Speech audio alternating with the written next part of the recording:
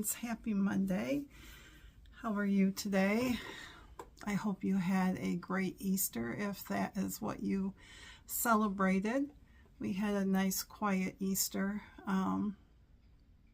just Jerry and I, and nothing traditional about it because he made his Swiss steak and we had some potatoes with it and some corn and a biscuit.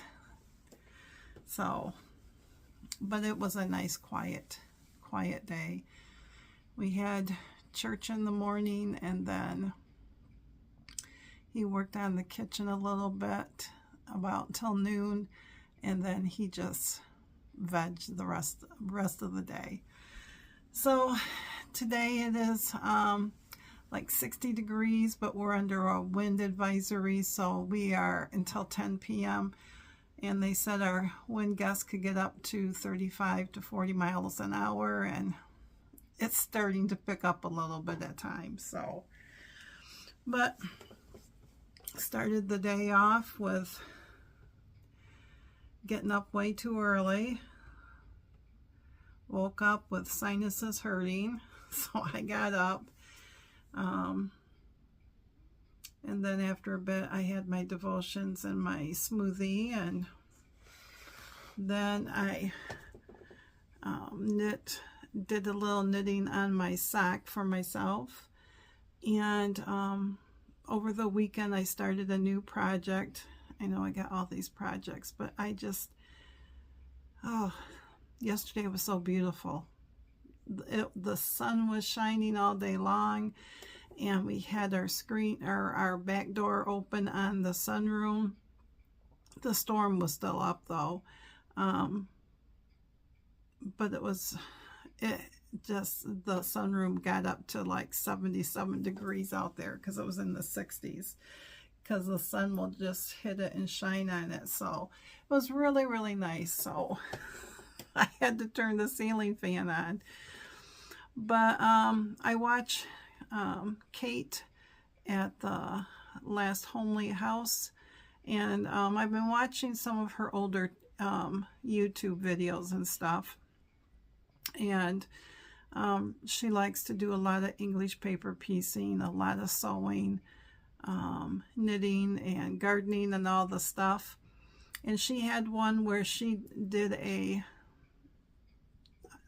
I don't think she called it a tutorial, but it pretty much was, on what she called a cushion, and we would here in the States call a pillow, but it ends up being like 12 inches, and it was all English paper piecing using the 1-inch hexies, and she was selling kits in her store, but she also showed us how to do it. So I just pulled out a fabric, a 5-inch,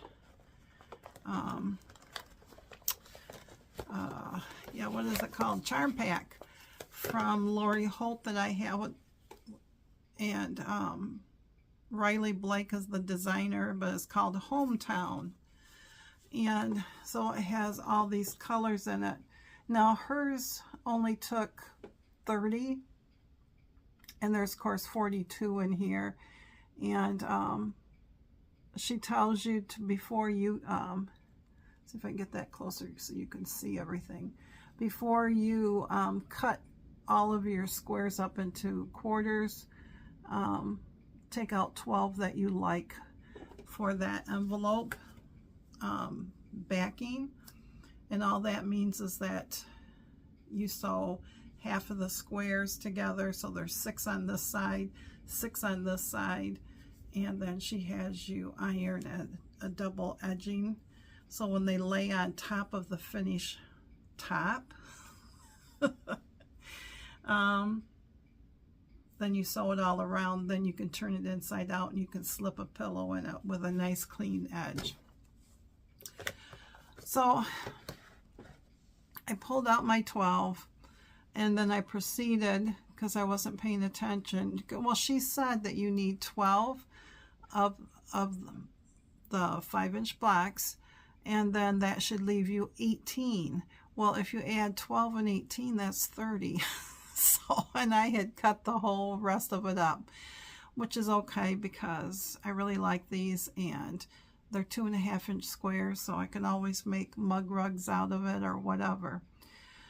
So I just started on that. I just felt like doing this type of English paper piecing, and that's all I did yesterday. Once I had it all cut out on Saturday night, Sunday in the afternoon, I just sat and I just hand stitched pieces by twos, just by twos.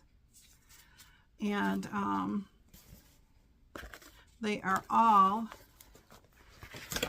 ooh, don't want to drop stuff. They are all in this basket right here. I have my thread, a pair of shears in here. I have my 1-inch hexies in here. My glue stick. Now, I used to hand base them, so that's where you pierce the paper with the fabric to hold it all the way around. I've also done where just the corners of the fabric, so you would, let me see if I can get one that's not hooked. So like this one I glue based, so it's all glued there. Now how she does it is you poke a hole through this, and then you go from corner to corner all the way around, and then you kind of tie it off so that it secures it really well. The other way that I've done it is when I go to fold this down in the corner here, I would tie a knot in my thread, and I would start it here and catch only the other flap here, draw it up tight, and then go over here and catch those two and those two and those two. That way I wasn't piercing the paper, and it could last a lot longer. But I glue based them because that's the thing that I like to do right now. The only problem with the glue basting that I have found is as I'm sewing it into long strips, the glue doesn't want to hold these, and they pop open, and then I have to stop and re-glue them down. But you needed a total of 72. So you took your 18 and you took one and you folded it in half carefully, she said, and then took your shears and cut it up, and then fold that in half and then cut it sideways. You could have came in and used your rotary cutter and ruler and stuff. I just didn't feel like it. I just wanted to sit there and just hand do everything.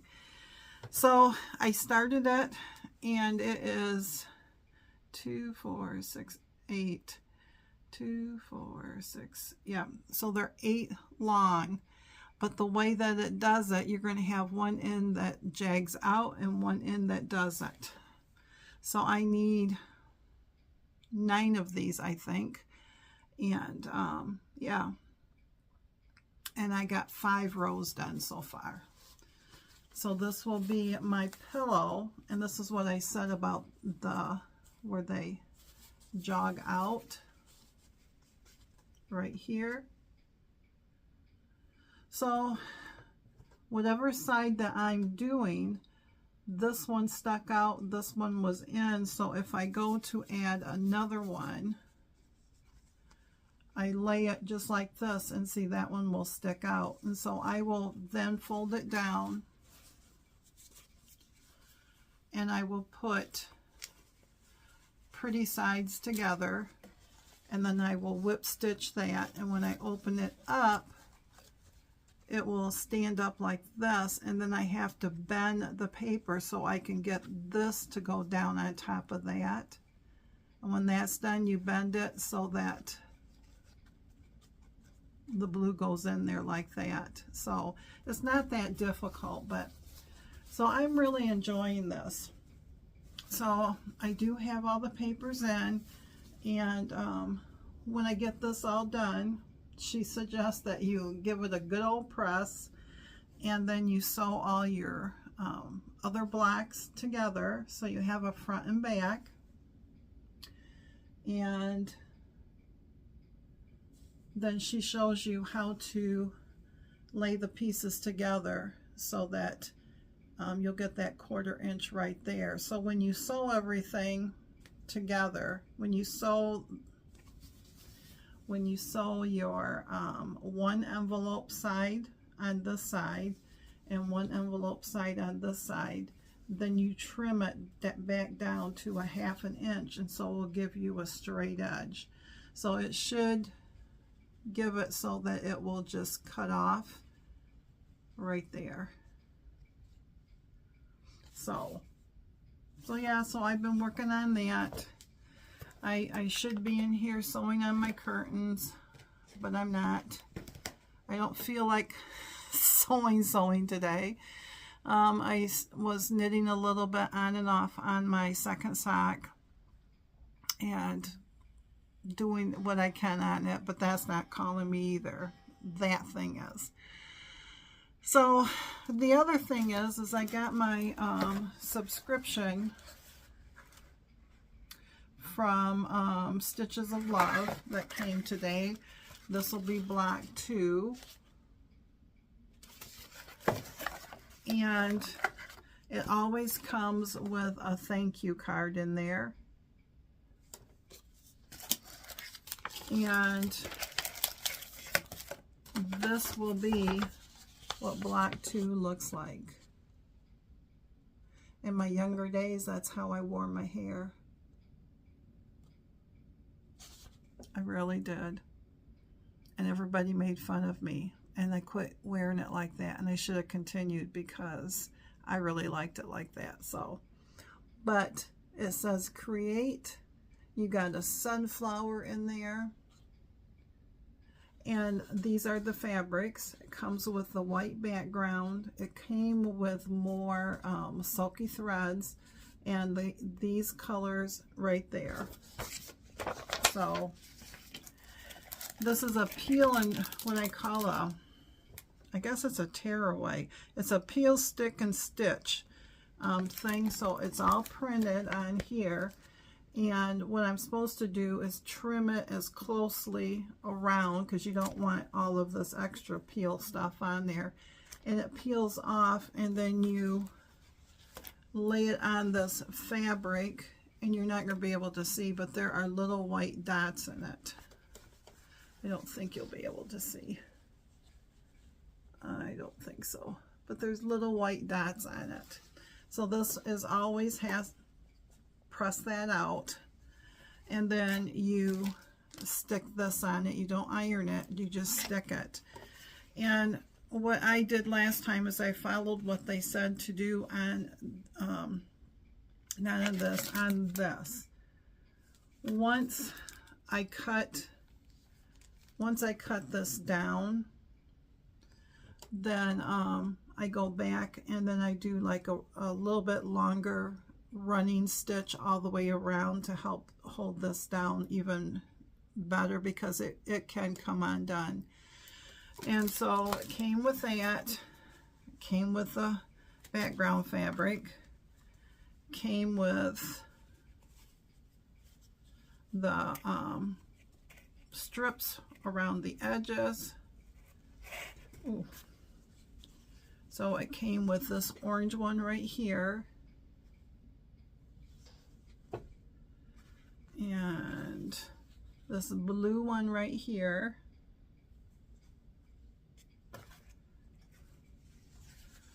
this pink one right here, this purple one, and those are all the borders, and they tell you which side what color goes on. It also came with sulky threads, and we are using 3 that we got last month. And these are the colors.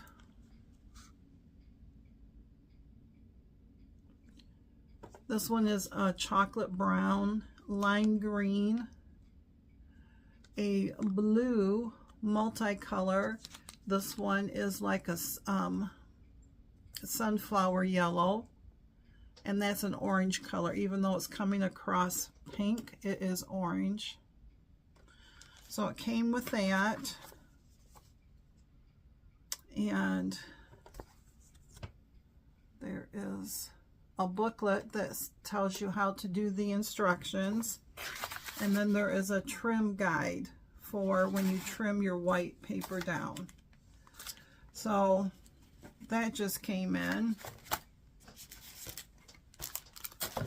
Let me pause you a second and grab last month's. Okay. So this is what the whole quilt will look like. It's called Garden Girls.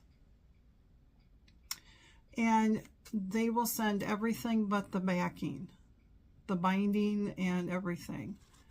So we are up here. So I did this one last month. I just got this one. So you can kind of, I know it's hard to see them, but it's hard to show you on it too. But last month, we got the initial pack right here. So they are so pretty. Maybe I'll put that in the box because I need 3 of the colors. And then this was last month's. This was March's.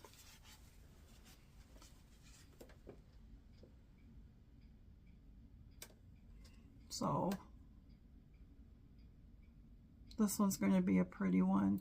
Not for sure. They, on the pictures, they machine stitched inside each of the white around. They did not stitch across the embroidery, so I'm not for sure how I'm going to do this. But so yeah, so that was last month's.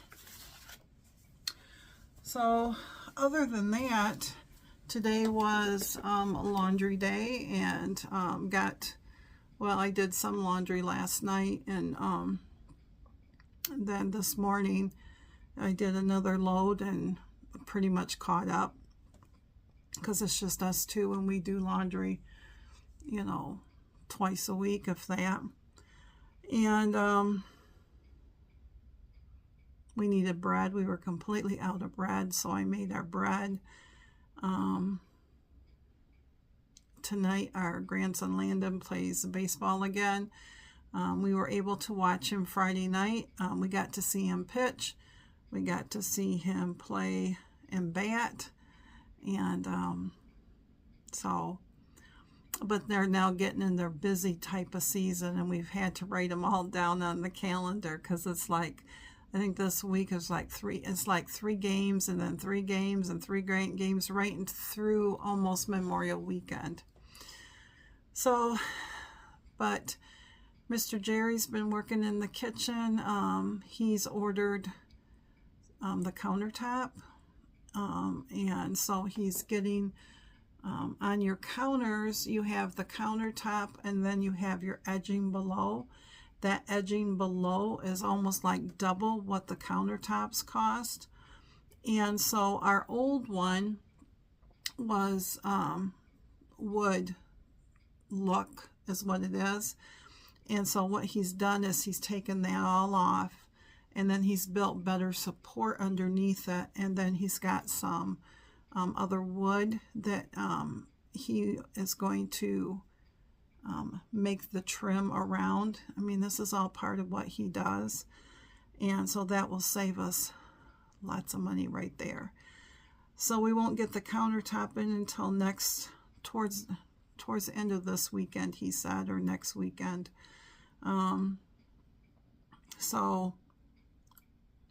But this weather has just been crazy. I don't know how your weather is if you're outside of Michigan, but it's like in the 60s the next 2 days, and then it's like 70, and then near 80, and then Saturday back to 59, and still too cold for me to plant my little garden seedlings. This Saturday I had to up pot almost all of them, and they're all looking really good. I don't know if I'm going to have room for everything. That's the problem. I will squeeze in what I can, but, you know, being the first year of doing seeds, everybody told me, you know, basically grow double. And because not all of them will make it, and especially peppers, because there was 3 types of peppers that I am growing. I got yellow and purple and chocolate, and then I have a mini one that will go into a pot, and that one is a yellow one. And so on all those varieties, I grew 6 little trays because I thought, you know, seeds of each one, because I thought, well, that would be double. And if I only get half, then that's still, you know, because it's not just for me, because, you know, I'll for our kids and stuff. But y'all, I didn't lose 1 pepper. Oh my goodness, I bet there's 24 plants out there, and they all look really good. I planted rhubarb in a pot, and same thing. I put in like 4 or 5 seeds, and every last one of them came up. Jeez. Oh my goodness. The celery, I got 6. We'll see. I had to really thin those down. I'm trying to think. Oh, my onions. I did red and white onions, and they're looking really good. Yeah. But my flowers, oh my goodness. When they said to plant flowers early because they take some time, my zinnias were so tall that I just had to pinch the heads down to kind of slow them down, because they really need to be outside because they're struggling. But it's just too cold yet. The ground's got to be it's got to be in the 50s, you know. So even though ours are raised beds, it still needs to be, for our cold crops, they need them at least 50, 46 to 50. So, and all the work and time I put into these babies, I don't want to stick them outside. Of course, number one, the garden's not uncovered and ready yet. We got to do that. But it's also supposed to be on and off rain, so it might not happen this week like we hoped. So I'm kind of trying to do all the tricks of slowing them down, where I will cut back on the grow lights. I usually do 16 hours. I'll cut back at least 30%. So, and turn the light off so that they don't think that, oh, I need to keep trying to grow. So, been doing that. But other than that, haven't done too much. I've been struggling with snacking this weekend and this week, and I think it's because Jerry, he bought ice cream, and yes, I don't need to get in the ice cream, and I haven't been, but this weekend he went into town. He had to get something, and he stopped to Wendy's, and he got me a vanilla Frosty. That was on Saturday, and then he got a chocolate Frosty. Y'all know those points on Frosties are just outrageous. And then a Friday night, we had bought that cheesecake from Aldi's, just plain cheesecake. And we had that for our dessert. It's supposed to be for Sunday. So, you know, with everything that, you know, I when you count everything, I mean, it's just going to wipe everything out and be in the negatives. But it's awakened that sugar monster in me. So, and it's not just the sugar, it just brings out the old habits of I want a snack just to snack. But I'm doing my darndest. So for lunch I had leftover beef stew that he makes, and so all it is beef broth and vegetables and potatoes, cubed potatoes in it, and lean round steak or round steak. And it's 0 points. So, I mean, that does help, but I just feel like afterwards I need something sweet. And I do have peaches up there, so that helps, and all that stuff. So, but the mind says that I want ice cream because I started that. So, I'm doing my darndest. So, it's a struggle bus all the way. So, but anyways, I'm going to let you guys go. I just wanted to hop on and show you what I worked on over the weekend and what came in. And hopefully your Easter was a great one. And if you had a weigh-in within the next few days, remember, especially with ham, as long as you did the best that you can, this is one of those life instances that we just need to grin and bear it, basically, and then move on. So, but anyways, thanks for listening, my friends, and I hope that I will see you on Tuesday. And if not, I'll see you hopefully whenever you're able to catch up with me again. So thanks again, and let's meet up again tomorrow. See you, friends.